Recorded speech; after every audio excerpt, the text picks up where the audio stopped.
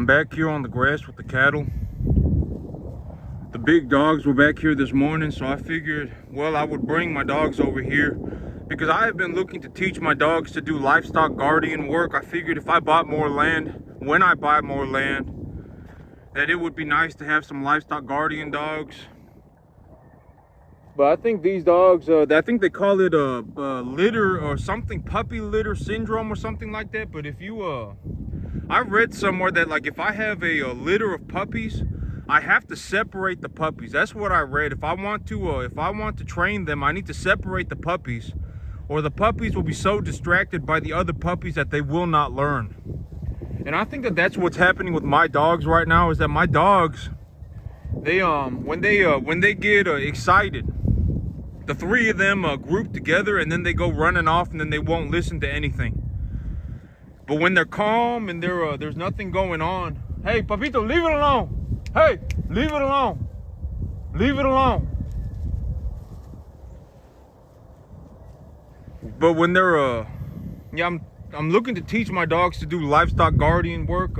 Hey, leave it alone. I don't let them chew on the bones. You know, anything that has to do with a calf or a cow, I don't let them chew on it because I don't want them developing bad habits, right? It's like, why do I not let my dogs near my cattle?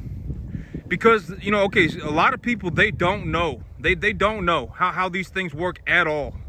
Some of these cattle, they have very instinctively, they are very scared of dogs. Some of these cattle are.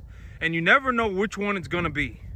And if they're scared of dogs, there are some cattle that instinctively, if they see a dog, they will chase it around and try and stomp it into the ground. They will. And if a dog, you know, if a dog gets too close to the animal, and I don't know that I bring in new animals all the time, right? How am I supposed to know that this animal's scared of dogs? I don't know, right? And some of these cattle, they are large, you know, 700-800 pounds, and they will, you know, one of my dogs have gotten kicked before. And I thought she was gonna, well, she was pregnant at the time, and she went into labor that evening, and we thought her puppies were dead because she had one puppy and then she wouldn't give birth to another puppy for about 12 hours later, and we thought that we thought that her puppies had died because she had gotten kicked by the cow. But some of these animals are very scared of dogs. These bovines, cows, horses, donkeys. Some of them, you just don't know. You just don't know which one of these animals are going to be scared of dogs. And it happens maybe about 1 in every 25 animals. You know, an animal will be very scared of a dog, and then they'll go crazy when the dog shows up. They'll go freaking crazy, and then they'll try and chase the dog around. They'll try and stomp the dog into the ground. If the dog starts freaking out, the dog will usually start running towards the person. Like you know, I've had situations where where one of my animals was freaking out real bad, trying to kill my dog, and my dog ran to me, and now I'm in danger. You know, and now this crazy cow is coming after me, right? And so I've been teaching my dogs how to do livestock guardian work, and I want to teach them correctly. You know, this is not something that instinctively, you know, I found that Jack and Riquito, my two blonde puppies, my two yellow puppies, they instinctively have very good livestock guardian habits. They instinctively do. Like, you see this cow right here, this animal right here. You see how she's staring at him and coming close. You know, when I you know, I got some bones right here too. But realistically, when something like this happens, I want the dogs to run away, like that. That is good behavior. That needs to be taught. Some of these dogs, when the cow approaches them like that, they won't even know what's going on. They'll go up and they'll try and sniff the cow. They won't know what's going on. And so, you know, that's been something that I've been teaching my animals too, is that when the cow comes and it's obviously looking straight at you, just run away, because you don't want to threaten the cow and then the cow gets scared and now the cow's chasing the animal around, you know, trying to kick the dog, trying to stomp the dog into the ground. Don't want that happening. It's happened before, and I thought that you know, my little blonde yellow mama dog, she got kicked when she was pregnant by one of these cows, by a big cow, and she went into labor that evening. She had a puppy, and she didn't deliver another puppy for 12 hours, and I thought that her puppies had died. Because she got freaking nailed. I mean, pow! I mean, you could hear it. And so, you know, these dogs, and that's the thing about, you know, like if you got a dog and you've never been on a farm before, and you're on something like a cattle ranch or like a horse ranch, or like even if there's donkeys around, do not take the dog close to the animal. You don't know. You don't know. Is the animal instinctively scared or aggressive towards dogs? You don't know. And if it is, you could get in a lot, it could be very dangerous. It could get very scary very fast, especially if the dog gets scared and runs to you as well. And so, you know, I've been teaching my dogs to do livestock guardian work because I figured it'd be nice to have, especially if I have a large piece of land. You know, when I buy a large piece of land, it would be nice to have some livestock guardian dogs. And so like these, hey, leave it alone. Hey, Papito, leave it alone. Leave it alone. But I think I need to separate my dogs and I need to train them one at a time. Because if I try and train all three of them at the same time, they don't listen.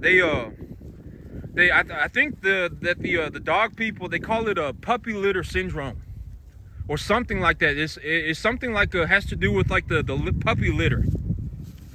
Like when you have a litter of puppies, you can't teach them all at once. You have to teach them individually or they won't learn. And I think that's what I'm going to have to do because they are picking up the bones. But when I get close and then they snap out of it and they look at me, they understand what's going on. And then they pay attention. And so I think that's what I need to do. I need to separate the puppies and I need to teach them one at a time. But these animals, you know, you can see the grass back here. The grass is very, very plentiful. And while I was walking back here, I was actually saying, thinking in my head, you know, the grass is probably growing about 25% a day. And, you know, there is zero scarcity of food on this property. And, hey, leave it alone. Leave it alone. And if I'm very close to them and I give them the verbal commands, I taught them leave it alone. Hey, leave it alone. I taught them leave it alone, and I'm trying to teach them pay attention. You know, because if I say pay attention, they need to look at me. Because whatever it is that they are doing, you know, why do I train my dogs, right? Why do I train my dogs?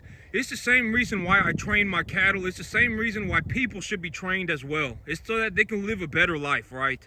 Like if you got some dog like that's running off on your, you know, if it's constantly running away from your property, you know, and you call for it and it doesn't come, and now it's on someone else's property chasing their animals around, that dog's gonna die. That dog is gonna die. You know, you should care enough about your animals that if, you know, like, okay, here's a way to think about it. Like me, if my dog was escaping my house on a regular basis, right? If it, like, it's like every single week the dog is getting out the house, it would be my responsibility as the owner, as the caretaker of this animal, to stop the animal from getting out of the house every day, because who knows what's outside, right? It could run into a coyote, you know, it could run up onto someone else's field. And if, you know, like me 100%, if anything bothers my cattle, I just deal with it, because I do not, you know, these animals, I always tell myself, these animals, they're only going to live for 2 years. If they get a long life, they're going to get to live for 2.5 years. And so me, as my responsibility, it is my responsibility to give these animals the best life that I can. The best life. I give them all the food that they want to eat. I plant them the best grass. I take care of the grass, you know, and I let them eat as much as they want every day. I let them live their lives in peace, right? That is my responsibility. And so if there's a dog back here chasing my animals around, it's going to make me very upset. You know, okay, and one thing that a lot of people don't know too is that dogs and cattle, their muscular systems are built different. Dogs, they can run around for hours and hours and hours. Dogs, they can run around for hours and hours. Cattle, if they run around for even 30 minutes, they will start exhibiting signs of extreme exhaustion. They will start foaming at the mouth. They will start breathing real hard. And if it's hot outside, the animal could collapse. Especially if the animal has a black coat. If the animal is black coated, like these Angus animals here, if the animal has a black coat and it's hot outside and there are dogs chasing them around, and it's, you know, after about 30 minutes, they are going to start foaming at the mouth. They're going to start breathing real hard, and they're going to look like they're about to pass out. And so that's also another reason why I do not let dogs on my property. If a dog's on my property and it chases my animal, I will shoot it immediately. It's not okay. If that dog chases my animal around and it's the middle of the summer, It's not okay. It's blazing hot outside. These cattle, they cannot run around for even half an hour. They cannot do that. They will pass out. And so, I always, these cattle, if they get to live a long life, they live for 2.5 years, 2 years. It's not okay. I always say, it's the owner's responsibility, right? Like if I had a dog that I cared about and it was constantly getting off of my house, like it was constantly getting away out of my house, right? That was what was going on. The dog was constantly, going out of my house and escaping out into whatever. It would be my responsibility as the caretaker of the animal to stop the animal from getting outside, right? Legitimately, it would be my responsibility. And if someone doesn't care about their dog enough to look after it and make sure that it's at home, all the time, I mean, it's the owner's fault. It truly comes down to, it's not the dog's fault. The dog doesn't really know what's going on. The dog hasn't been trained for anything, doesn't know, and it's not okay for the dogs to be on my field chasing my animals around. It's not okay. And so I've been teaching my dogs to do livestock guardian work. I've been teaching my dogs to act properly, to learn properly from the beginning on because these are still puppies. Maybe they're a year and a half. Hey, leave it alone. Leave it alone. You see him, my puppy right here, he keeps chewing on the bone, but he's by himself. And so when I speak to him, he immediately looks at me. But that's how it needs to be. I think that's how I need to train these animals, is I need to bring them out here one at a time. Because if I bring them out here one at a time, they listen to every one of my verbal commands. Hey, like, look at this. Blanquito, look, pay attention. See, you see how he looks straight at me. Oh, but now, yeah, but he's doing, come here, Papa. Come here, come here, come here. See, he listens. You see, when he's by himself, he'll listen. But when the other puppies are around, he doesn't pay attention. He doesn't pay attention. And I think that the dog people, they call that puppy litter syndrome or something like that. But if I have a whole bunch of puppies together, they're not going to listen. And so, but yesterday I bought a whole bunch of frangible ammunition for my AR-15. I'm going to get my rifle sighted in. I'm looking to go hunting here in a couple of weeks. It won't be the first week of the new year. Hey, leave it alone. Yeah, he listens to every one of my words. So I mean, so that's how I need to do it. I need to teach him one at a time. And actually, I don't know where one of my puppies went. Oh no, I see him way over there. He just over there. Okay, and then the other one's right here next to me. But if I split them up, they'll listen. But I ordered a whole bunch of frangible ammunition for my AR-15. I'm gonna get my rifle sighted in. I ordered like $250 worth of frangible ammunition, and I also bought a new trigger for my AR-15 because I've been, for the last couple of weeks and stuff, for the last several weeks, I have been looking to, figure this trigger out, this AR-15 mil-spec trigger. It's kind of, hey, leave it alone. Leave it alone, Papa. Blanquito. He'll leave it alone. But I've been looking to figure this trigger out on my AR-15 and this mil-spec trigger, and I just don't want to fiddle fart around with it anymore. I've been looking to do it for several weeks now. And the mil-spec AR-15 trigger, I'm pretty sure they built it like this to be like this because it makes the most sense in the environment that it was created for. But the mil-spec AR-15 trigger, sometimes it breaks at 4, sometimes it breaks at 5, sometimes it breaks at 6, sometimes it breaks at 7, and it just constantly just changes. Like every time you prime the trigger and pull it, the weight on the trigger changes, and I just can't deal with that. Like me, my SIG P365, right? My SIG P365, it has a 6-pound trigger or so. I would say it's about 6 pounds. But it breaks at 6 pounds every time. 6 pounds is not exactly ideal, right? It's not exactly ideal, but it breaks at 6 pounds every time. And so I can train myself, because the way that I shoot guns personally, I don't know if this is the right way to do it, but the way that I personally shoot guns is that I will figure the trigger out, and when I pull the trigger, I'll prime the trigger. So I'll pull very slowly back on the trigger. And if, like, let's say I have a 6-pound trigger, and I know that it's gonna break. The last 250 times that I shot it, it broke at 6 pounds. more than likely it will break at 6 pounds again every single time, right? If I shot my P365 maybe 500 times, right? And every single time over the last 500 rounds it broke at 6 pounds. Every single time, just about 6 pounds, something like that. I'm not some like human measurement tool, right? But it broke at 6 pounds just about every single time. And so, me, the way that I personally shoot guns is that I will pull the trigger all the way slowly until I know that the trigger's about to break. I will refocus myself, refocus my sight as accurately as I can. I'll get a control of my breathing. I will hold the sight on target as firm as I can, as well as I can, and then I will pull that last little bit of the trigger, and then the round will discharge. That is how I shoot my guns. That is how I prefer to shoot my guns. I don't do this whole, I'm just gonna yank the trigger and pull the rifle and put the rifle at the target, right? I'm just gonna point the rifle in the direction and just start firing. That's not how I shoot guns personally. How I personally shoot guns is that, I don't really care if the trigger pulls at 6 pounds every single time.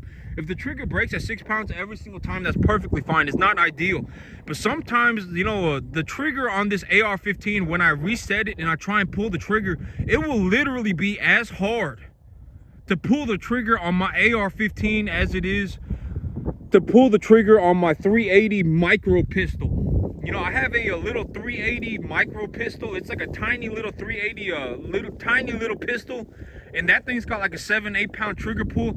And sometimes my AR-15, it will be as hard for me to pull the trigger on that as it is for me to pull the trigger on that tiny little micro pistol. And I don't want to deal with that. I don't want to deal with that, because after about 7 pounds, even at 6 pounds of pressure on the trigger, the gun will start to shake.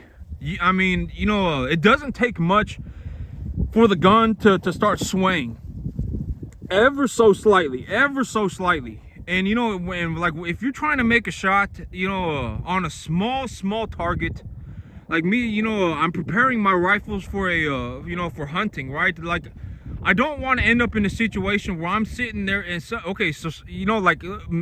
this is the big thing about the AR.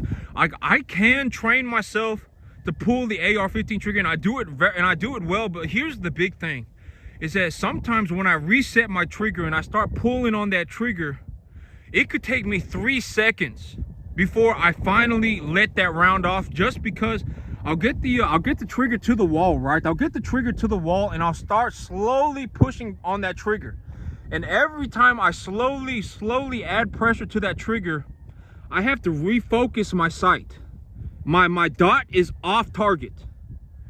And so if I put a little bit of pressure on that trigger, now I'm sitting there with that pressure on the trigger, focusing my sight on my target. And then I add a little bit more pressure, and then now I have to refocus my sight on the target. Now I have to put a little bit more pressure on the trigger, and now I have to refocus my sight on the target. And sometimes it could take me 3 to 4 seconds to shoot one round, just because I'm sitting there. And then at the very end, sometimes, like, if my trigger is gonna break at like 7.5 pounds, it feels like I'm pulling the trigger on a micro pistol. If that's what it feels like, it's like the gun, the gun almost starts to shake, because you have to put so much pressure on that trigger to make the round discharge. And so the gun starts to almost, you can visibly see it when you're staring down the sight. You can actually visibly see the gun starting to shake. And I just don't want to deal with that. And I know that this rifle on my back right here, this one right here, it cost me $325 to buy it. And I told myself I didn't want to put a $100 trigger on a $325 rifle. But I got that Armalite, that M15, and the Armalite, it is definitely a better gun, okay? The M15, they actually sold out on them. It is definitely a better gun. I mean, it's obvious, right? It is a better gun, but is it worth 7 times the price? I don't know. The website that I bought that M15 from, they sold out. They sold out, and now the cheapest that I can find it for is $1,500. And so, Like if I were gonna go and buy the rifle today, I would have to pay $1,500. I know I got a very good deal on it. Very good deal on it. But if I were to go and buy the rifle now, it would cost me 5 times as much to buy that rifle as the one that I got on my back. And is it worth 5 times the money? I don't know. I honestly don't know. But I told myself, I got a real nice deal on a trigger. I bought a $100 trigger, a CMC trigger, and I'm gonna put it on this AR-15. And just because, I told my big thing is that I don't care what the weight of the trigger pull is. It could be 8 pounds. It could be 7 pounds. Ideally, it would be under 6 pounds, because after about 6 pounds, the gun will start to shake, because there's so much pressure on the trigger that the gun will start to shake. And so I don't really care what the weight of the trigger is, as long as it is the same break weight every time. And so I ordered myself a 3.5 pound trigger weight trigger, and it cost $100. So the trigger itself costs about 30% of the gun. The whole gun itself, bolt carrier group, charging handle, everything cost me $325. And I'm gonna put a $100 trigger in it, but then I had to pay a $25 transfer fee, and then I had to pay $10 for shipping. So realistically, I paid about $370 for the gun. And I'm gonna put a $100 trigger in it, but I told myself, I can hold on to my mil-spec trigger, and I can always use I can always take the trigger out and put it somewhere else, right? I can put it on a different lower if I felt like it. And so if I just buy this trigger the one time, if I just buy this trigger the one time, I can have it for the rest of my life. And so I bought a new trigger, and I'm gonna put it on this AR-15. It's got a 3.5 pound pull weight, and I bought a bunch of frangible ammunition, just because last time that I was out here sighting in my rifles, my rifles were going over the top of my target, and I was and it was hitting somewhere in the ground.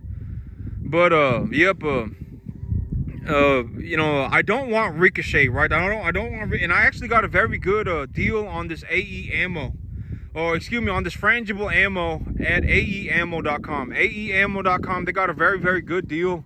And I brought y'all back here because it's easy to see how much grass there is when there's soil next to it, right? Because if there's soil next to it, you can see just how much grass there is. I mean, this grass here, it must be over a foot tall, right? I mean, it must be. And so it's the soil's down here, and then the grass is growing in like that. And so right now, you can tell, I have way too much grass out here, right? I mean, these cattle, they are not going to eat this. If I even had double my herd numbers, they were not going to eat this, right? And so right now, the cattle are getting very fat, very fast. They are putting on conditioning. I'm doing very well for myself. The cattle that I will be selling in January, I'll be bringing in a lot of money. I'll be making a lot of money in January. And then the rest of the animals, I'll have to figure out what I'm gonna do. Because if I sell my animals in February, in terms of the business side of things, if I sell my animals in February and I have to file my taxes in March or April, that gives me like 2 months to reinvest all of my earnings. And I don't want to be stuck in a situation where I'm sitting on $40,000 going, oh my God, how am I going to invest this 40 grand in the next 2? I don't want to be doing that, right? I don't want to be in a situation where I'm like, I got $40,000 that I need to reinvest. And if I don't reinvest it, I'm going to be stuck in a situation where I have to pay like $25,000 in taxes. I don't want to be stuck in that situation. And so I got to figure out what I'm going to do. Yeah, I mean, I gotta figure out what I'm gonna do in terms of the business. But this first week of January, I can't go hunting because well, my only real day to go hunting is Monday, and I got something coming up for New Year's. The New Year's, that's New Year's Day, and the next Monday it's supposed to be raining a lot, and then the Monday after that, my plan is to bring in more cattle. I gotta go bring in more cattle. And then after that, so maybe about the 3rd or 4th week of January, I'll be able to go hunting. But you can tell just how tall this grass is. Like this right here, this is a good example of how tall the grass is, right? I mean, this grass right here, it must be I don't even know, over a foot tall. But that's just one bunch of grass right there, and you know, I got a whole field of it. My grass is growing in at a ballistic pace. I mean, it's only, you know, all this grass, it only cost me like not you know, fertilizer prices have gone down too, so maybe it honestly maybe cost me about $400 a month. If I pay $400 a month, I can grow all this grass, and realistically, right, because there is a you know, there is something about seeing something in real life than having to believe something that is imaginary. Because when I look at my field, and it's like, you know, I got 20 cattle on my field right now, and my grass looks like it hasn't even been touched, and the grass is over a foot tall. The cattle are extremely fat. They're out here eating every single day. You know, realistically, if I even had double the animals on my field, they would not even be able to eat. They wouldn't be able to eat all this. Not even close. And so, you know, I gotta figure out what I'm gonna do with all this grass. But I mean, it's not that big of a deal, right? It's a good problem to have. Here about March, I'll probably be planting something else. I'll plant something else at around March. And you know, this grass, it only needs to last me for about another 2 months, 3 months, and then I'll be planting a spring crop. And when I plant my spring crop, that'll usually the grasses that grow in the warm weather, in warmer weather, they grow better. They accumulate biomass faster than grasses that grow in colder climates, usually. And so, like, a good example of this would be sorghum Sudan grass. If y'all seen my sorghum Sudan grass videos, that stuff grows like it is on rocket fuel. I mean, it looks like it must grow like a foot a day. That stuff grows so fast. I mean, excuse me, a foot a week. It looks like, you know, after about a month, I mean, it grows more than a foot a week. After about a month, that grass, it probably, oh man, I mean, it must be 6-7 feet tall. After about 1 month. So I mean, maybe it grows about 1 foot every 3 to 4 days. And so, you know, this grass, it don't cost me much money to grow it.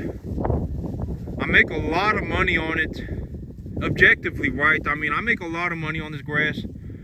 If this grass, you know, cost me $400 a month to grow it, I 12 to 15 fold my money. So every single dollar that I put into my grass, I make like $12 to $15 out of it. And so, I mean, but, you know, this grass, you know, at the end of the day, you know, because I asked myself this, right? Like if I'm in a situation where, like, I'm talking to 500 people, right? Like, let's say that I got 500 people watching this video, and let's say it's 500 unique people. So it's going to be a crowd, right? It's going to be a group of people. In every single group of people, it's like there is the choir, right? I'm preaching to the choir. There are some people that are going, oh, thank goodness that he's out here doing this. Oh my God, this is wonderful that somebody finally stood up and said something, right?